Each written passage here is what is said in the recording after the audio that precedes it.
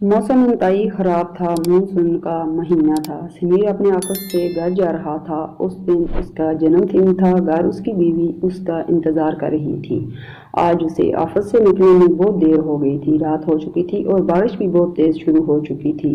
वो bike start कर रहा था, लेकिन उसकी बाइक स्टार्ट होने का नाम नहीं ले रही थी। उसने सोचा, पहले भी बहुत लेट हो गया हूँ, घर में रेशमा इंतजार कर रही है, क्यों ना मैं बस से चला जाऊं। ये सोचकर समीर बस स्टैंड की तरफ बढ़ने लगा। बारिश बहुत तेज होने की वजह से समीर के सारे कपड़े गीले हो चुके थे। वो बस स्टैंड पर पहुंचकर बस का इंतजार करने लगा। बारिश बहुत जोर शोर से बरस रही थी, लेकिन अचानक बारिश के कतरे समीर पर पड़ना बंद हो गए। समीर ने मुड़कर अपने साइड पे देखा तो एक आदमी अपनी छतरी के आधे हिस्से से समीर को भीगने से बचा रहा था। समीर को ये सब देखकर बहुत अच्छा लगा। उस आदमी की तरफ देखकर मुस्कुराने लगा। उस आदमी ने अपनी आंखों पर एक काला चश्मा और सर पर एक काली टोपी पहनी हुई थी। समीर को वो आदमी कुछ दिखने में थोड़ा अजीब लगा। वो आदमी समीर को देखकर बोला, ये दुनिया भी कितनी अजीब है ना, कहीं बारिश है और कहीं सूखा, कहीं जिंदगी है और कहीं मौत। समीर के पास कोई जवाब नहीं था। उसने बस मुस्कुराकर अपना सर हिला दिया। उसी वक्त समीर का फोन बज उठा। समीर ने जैसे ही पॉकेट से फोन निकाला, फोन उसके हाथ से फिसलकर जमीन पे गिर गया। समीर जैसे ही फोन उठाने के लिए झुका तो उसने कुछ ऐसा देखा कि उसकी जान ही निकल गई। पास खड़े उस आदमी की टांगे ही नहीं थी। वो आदमी हवा में झूल रहा था। समीर ये देखकर खौफजदा हो गया। इतनी बारिश के बावजूद भी उसे पसीने आने लगे, लेकिन वो चुप रहा। उसने चुपचाप अपना फोन उठाया और उस आदमी से किसी तरह दूर जाने के बारे में सोचने लगा। उसने जैसे ही इर्द गिर्द नजरें घुमाई तो उसकी रूह कांप कर रह गई, क्योंकि पूरा बस स्टैंड खाली था। इन दोनों के अलावा वहां कोई मौजूद ना था। आसपास कोई होटल वगैरह भी नहीं था। बारिश थी कि रुकने का नाम भी नहीं ले रही थी। उसने सोचा, अब क्या करूं। उसने जल्दी से अपनी बीवी को मैसेज किया और सारी बात बताई और जल्दी से वहां आने का बोला।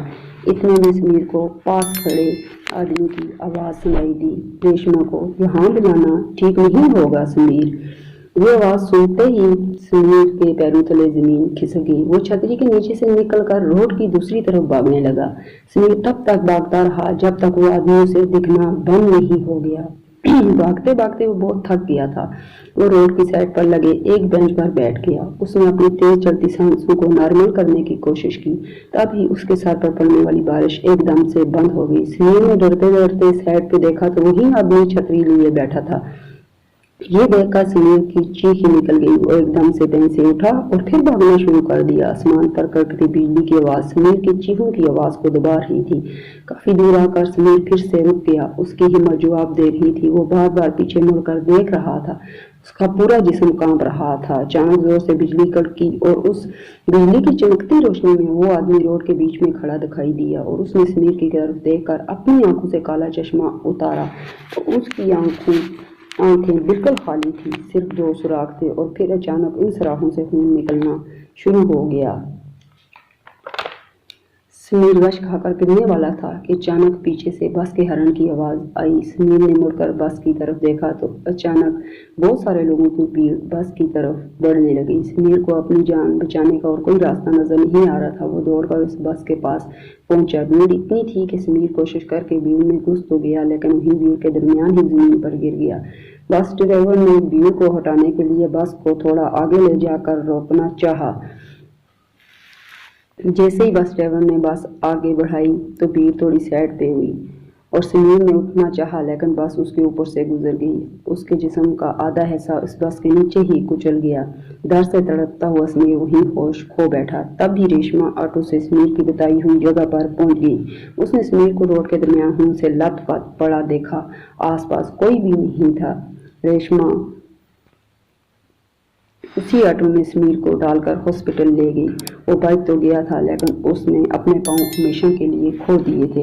वो फिर कभी चल नहीं सकता था। जब समीर ने अपने साथ होने वाले वाकयात लोगों को बताए तो कोई भी उसकी बात पर यकीन नहीं कर रहा था। लेकिन जब रेशमा ने उस बस स्टैंड से जुड़ी न्यूज रिपोर्ट को देखा तो उसके होश उड़ गए। उसने देखा आज से तकरीबन 10 साल पहले ऐसे ही एक केस में एक आदमी की मौत हुई थी। तब से लेकर आज तक मानसून के महीने में ऐसे ही एक आदमी इस हादसे का शिकार होता है। पुलिस को बयान देते वक्त समीर एक खाली आंखों वाले एक शख्स के बारे में बात कर रहा था। रेशमा समझ गई थी समीर भी उस खाली आंखों वाले आदमी का शिकार हुआ है। समीर इस वाक़े को भूल नहीं पा रहा था। चंद साल बाद ही समीर का इंतकाल हो गया।